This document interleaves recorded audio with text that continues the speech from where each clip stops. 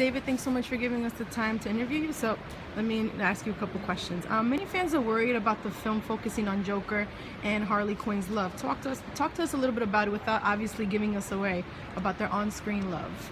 It's a part of the movie, but it's not what the movie's about.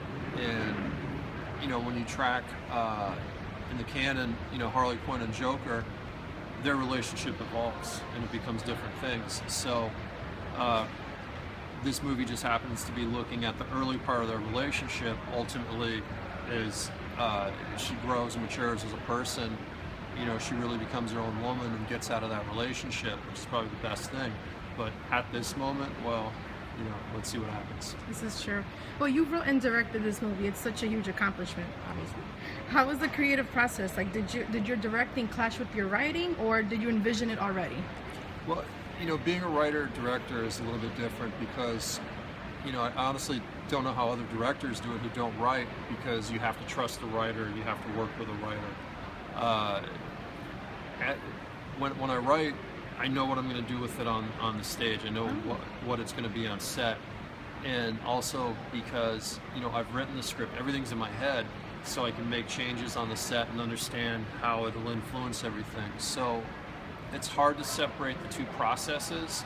When I write, I go in lockdown mode, hide from the world and get it done.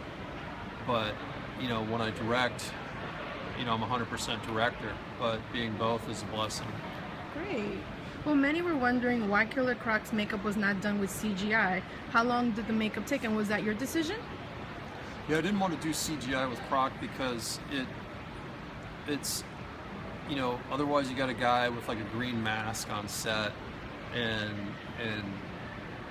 it doesn't. It's better for the actors to play to the real thing, and you get better reactions. Plus, with what makeup can do today, because of the technology, I think people default to it, but the makeup is actually amazing. It's just as advanced as the technical computer stuff. So you can feel his performance and see everything he does.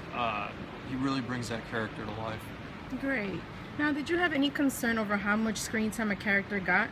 Some are speculating that, it was all about the gorgeous Margot Robbie. No, it's an ensemble piece. I mean, I have 7 major characters, and when you break it down, everybody has the time on screen they need to tell their part of the story. Okay, great. Now, what was your favorite character to film and why? Wow.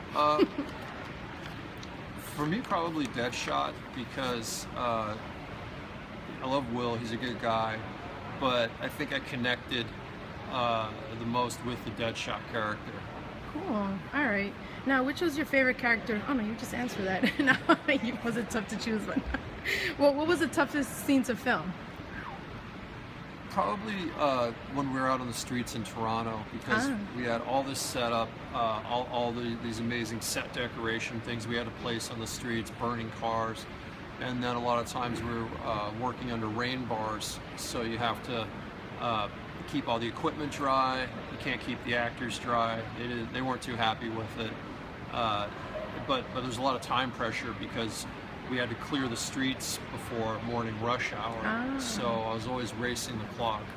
That makes a lot of sense. Well, lastly, many are comparing your film against Batman vs. Superman. Do you think your film might beat the movie, or is there no competition?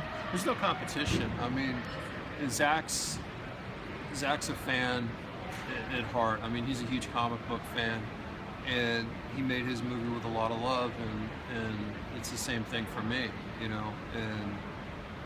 I think we're all just happy to be able to play in this amazing universe. Terrific. And David, thanks again for Training Day. You are the man for that movie. Thank you.